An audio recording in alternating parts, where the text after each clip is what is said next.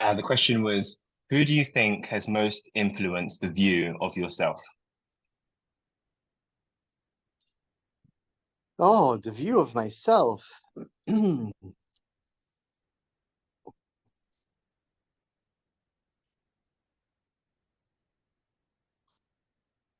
Two television characters, J.T. Kirk and Spock. Awesome.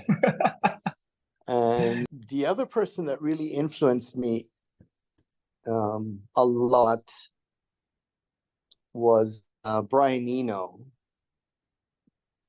What was it about him that you loved? I love the fact that he took um, a different path in music, and I loved his works for music for airports and his ambient works, because that was music that really resonated a lot with me. Um, I found it quite meditative, um, great music to put in the background for uh, reflection, meditation, thought. Okay, so it sounds like it helped you to ground and to center, maybe.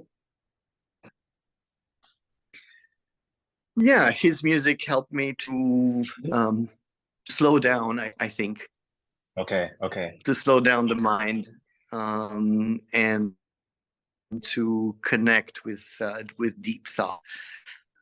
The next question is, how would you describe your journey and your rites of passage from boyhood to manhood, maybe in Canada? Hmm. From boyhood to manhood. I don't know whether that has happened still, or yet. I think I'm still waiting. I'm still waiting for the shift, you know?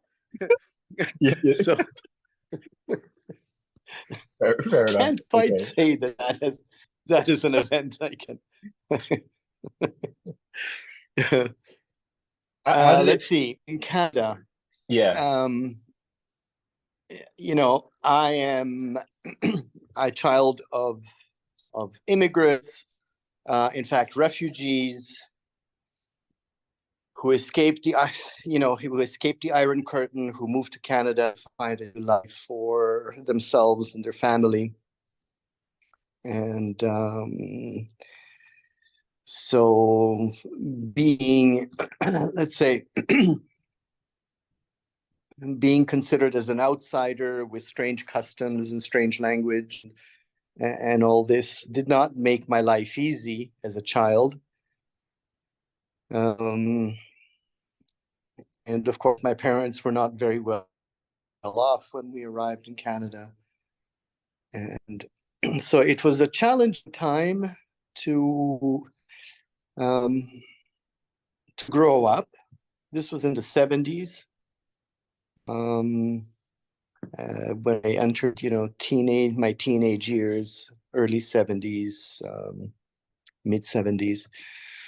And so for me, what what really inspired me was to try to find a better life and to imagine a better life. So partially this happened through watching a series of Star Trek, which really resonated with me, because I could clearly see myself in a spaceship somewhere.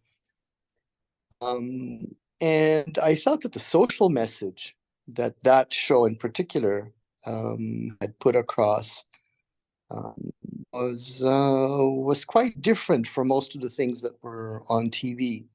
Most of the things that were on TV and sitcoms and so on, they were really quite shallow. Um, and Star Trek uh, had some social messages about acceptance, about diversity, uh, um, about discovery, and so on. So it was it was something that resonated with me and something that I started to seek through, specifically through technology. So what I learned from them, my parents were very welcoming to people. They were very friendly. They would always help the neighbors, some of the older people who lived near us. My mother would go and help them in the garden, or she would bring them groceries. So kindness, because my parents were very kind people, sometimes to their detriment, but that's another story. The other thing that I learned from them,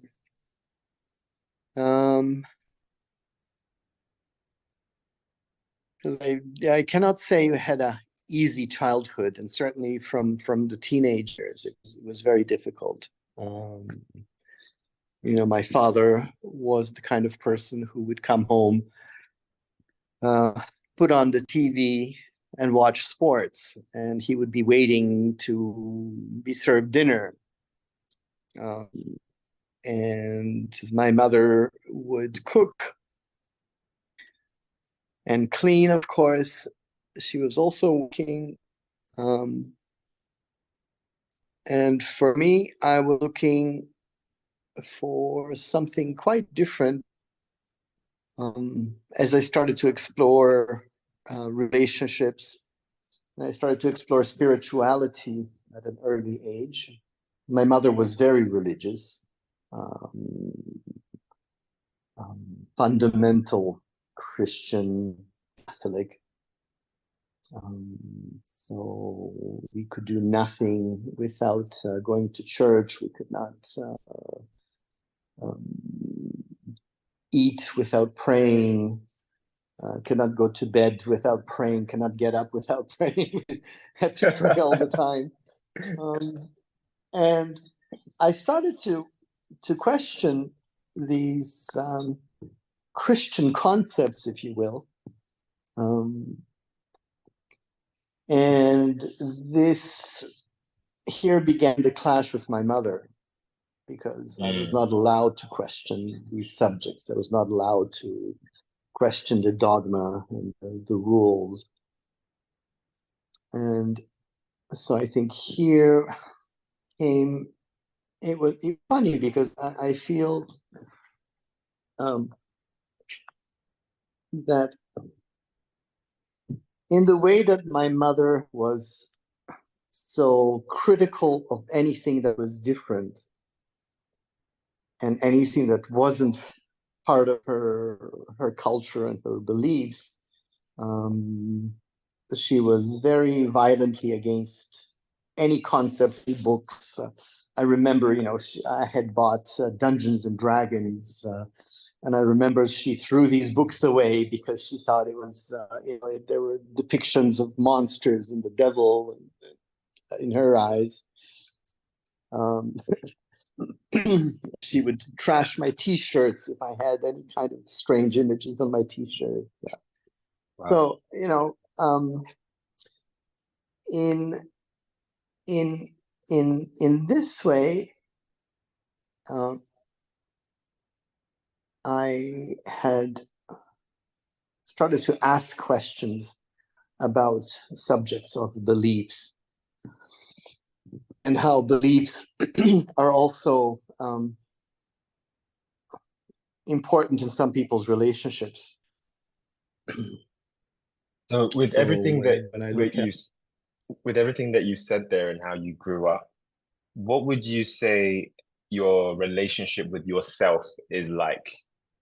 Because you spoke about a very varied and studied and well-studied and technological upbringing. What I've learned, and that I still carry today with me, is, you see, is independence and a critical mind. Did anybody teach you how to be a man? How did that come about for you? No, nobody did. Certainly, my father was not a proper male model.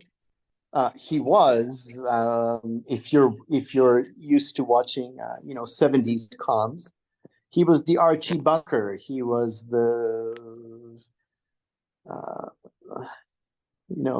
the Homer Simpson. Okay. So this wasn't really a model. This was not a model for how to treat a woman. This was not a model how to behave. This was not a model how I wanted to live my life and the person I wanted to be.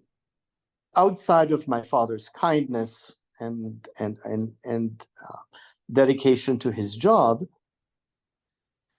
um, my father in Canada was building.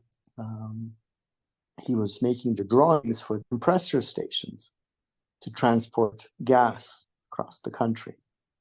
And these compressor stations, we were using Rolls-Royce jet engines to pump the gas. So when I would come to his office, he worked on the 54th floor in Toronto, one of these skyscrapers, and I would come to his desk, and at the time they still hadn't been using computers.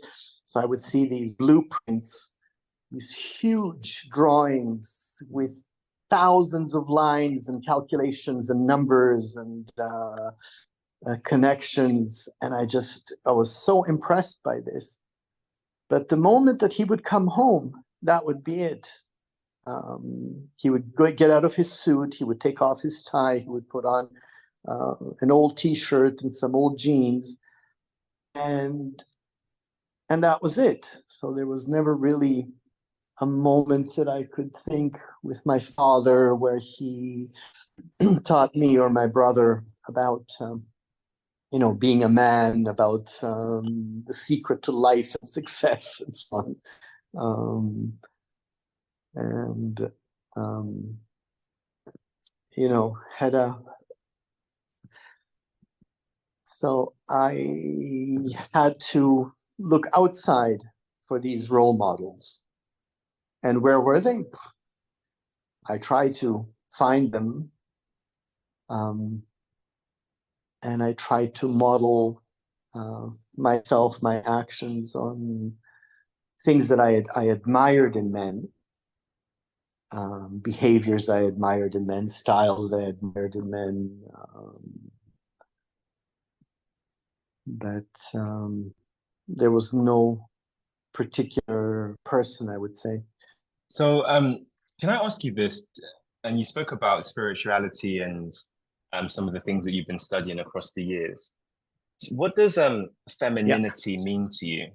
What does femininity mean to you? that's an important subject. I think most men completely don't get it because they consider femininity to be something external of themselves. And in fact, many women also don't get it because they think that this is their identity. And so, just like the young boys in the schoolyard, they have to show how powerful they are. They have to show how far they can throw the ball. They have to show how they can beat up on the immigrant kids and bully them. And for many men, this is how they treat women. It's just because they're just children. They're just immature children. They have no idea what a woman is. What certainly not what femininity is. And like fucking, like in porn films, this is not a way that you satisfy a woman. For me, femininity is the other half of the self. So just as for a woman, we can say masculinity is the other half of the self. I think to be truly balanced, an individual needs to not only understand, but integrate these two aspects, because I believe that we all have these two aspects in us. And we have a male component and a female component, a little bit like the yin yang, a little bit like the Shiva and Kali,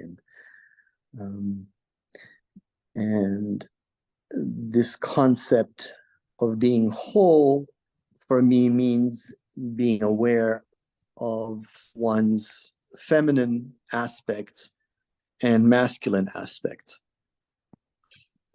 So now we have these textbook cases of what this means. What does it mean to have feminine attributes? What are